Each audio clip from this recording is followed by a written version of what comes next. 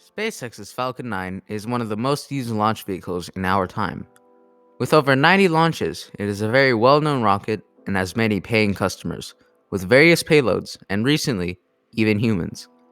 If you have ever watched one of these launches, you will know a lot of things happen between fueling and launch to reaching its desired orbit. On this episode of Space Simplified, we will be going over the history of the Falcon 9 and its different variations. Let's get into it.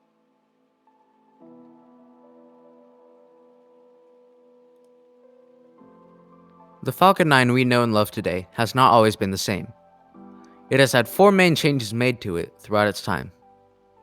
The first one being the Falcon 9 version 1.0. The version 1.0 was smaller than the Falcon 9 we know of today. It was 47.8 meters, or 157 feet tall, and was 3.66 meters, or 12 feet wide. It produced 5,000 kilonewtons, or 1.1 million pounds of thrust at liftoff.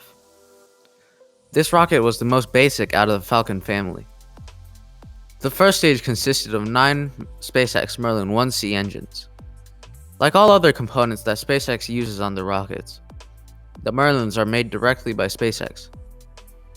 Unlike the current Falcon 9, the engines were assembled in a grid. SpaceX did experiment with recovering their boosters with parachutes, but this method was deemed unsuccessful.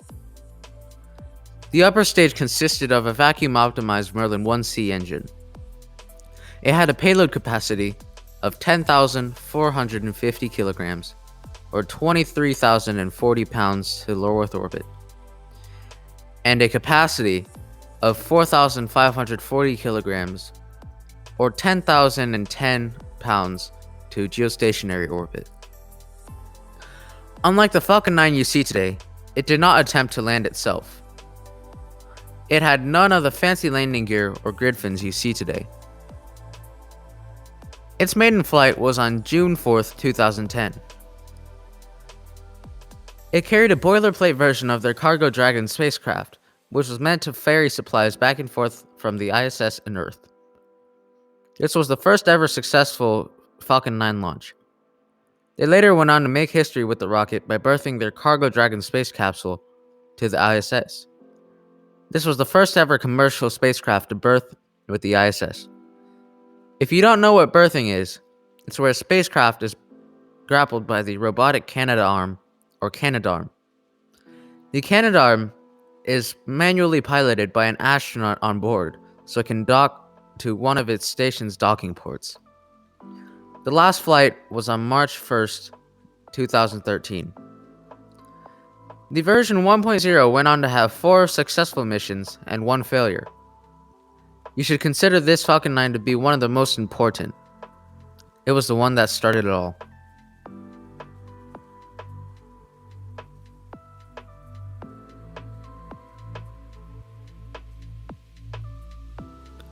The Falcon 9 version 1.1 was a major upgrade from the previous version. It was larger, faster, and had more payload capacity, and maybe most importantly, a payload fairing. For starters, the 1.1 was much bigger than the previous version.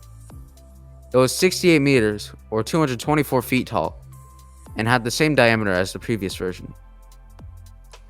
It sported 9 new and improved SpaceX Merlin 1D engines on its first stage, and had 1 vacuum-optimized 1D as its second stage. It generated 5,885 kilonewtons, or 1.3 million pounds of thrust at liftoff. This was the first Falcon 9 to have a payload fairing. This allowed for the Falcon 9 to deliver commercial satellites into orbit. This was also the first Falcon 9 to be equipped with grid fins and landing legs. It was the first Falcon 9 to attempt a modern landing and pioneered the way for many landings. It was the first to perform a boost back burn, a re-entry, a controlled descent, and a landing burn. Though it had many close attempts at landing, they were never successful. Its maiden flight was on the 23rd of September, 2013. It carried a Canadian satellite named Cassiopeia into orbit. The vehicle had 15 flights in total, of which consisted of CRS-ISS resupply missions and various commercial payloads. Its last flight was on the 17th of January 2016, in which it carried a weather satellite made by the European Organization for the Exploration of Meteorological Satellites, called Chen 3.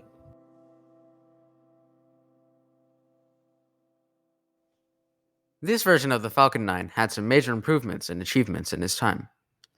Even though this version was very similar to the previous, some changes were made. They were mainly in the landing tech. It got major upgrades on the grid fins, cold gas thrusters, and landing legs. The vehicle also had longer second stage fuel tanks. It could carry 15,600 kilograms or 34,400 pounds to orbit when a booster was landed, or could carry 22,800 kilograms or 50,300 pounds to orbit if the booster was expended. It could also carry 5,500 kilograms or 12,100 pounds to geostationary orbit if a booster was landed, or 8,300 kilograms or 18,300 pounds to geostationary orbit if the booster was expended. It was 70 meters tall, 3.66 meters wide, and weighed 1.2 million pounds when fully fueled. Like the previous version, it had 9 Merlin 1D engines for the first stage, and 1 vacuum-optimized Merlin 1D engine for the second stage. It generated 7,600 kilonewtons, or 1.7 million pounds of thrust at liftoff. Its maiden flight was the Orbcomm 2 mission on the 22nd of December 2015. Possibly the biggest achievement of this version of the Falcon 9 was the first successful booster landing on the 22nd of December 2015. At 1:29, the booster touched down successfully at Landing Zone 1 next to Cape Canaveral launch site. It also made the first drone ship landing on the 8th of April 2016 on the SpaceX's autonomous drone ship, Of Course I Still Love You. This version of the Falcon 9 was also the first to launch SpaceX's own internet satellites, Starlink, into orbit. It's 73 flights in total, which consisted of CRS missions, Starlink, and various commercial payloads.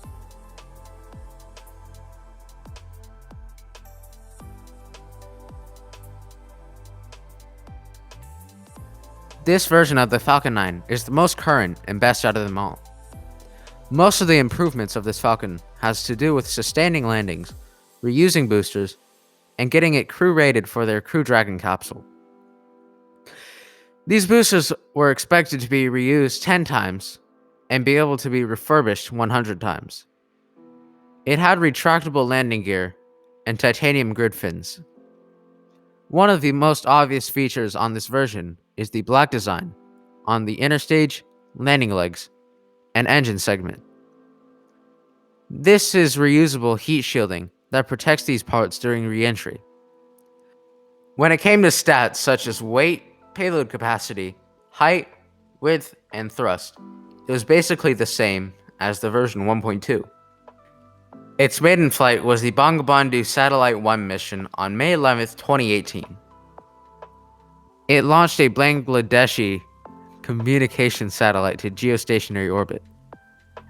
Some of its most important missions were the DM-1 and DM-2 missions. These missions were the first flights of the SpaceX's Crew Dragon that docked with the ISS, the first being uncrewed, and the second being SpaceX's first crewed flight. If you want to know more about DM-2, you can check out our previous video on it.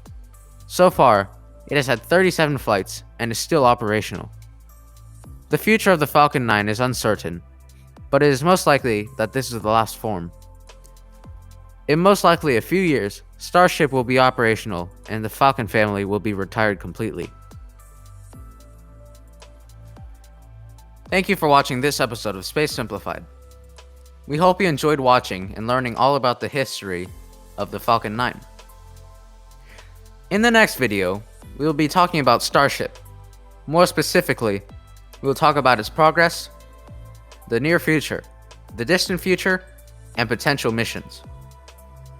We are trying to get better at producing our videos and getting them out, so we would love to hear your criticism. This is going to wrap it up for this video of Space Simplified. See you next time, and as always, stay spacey.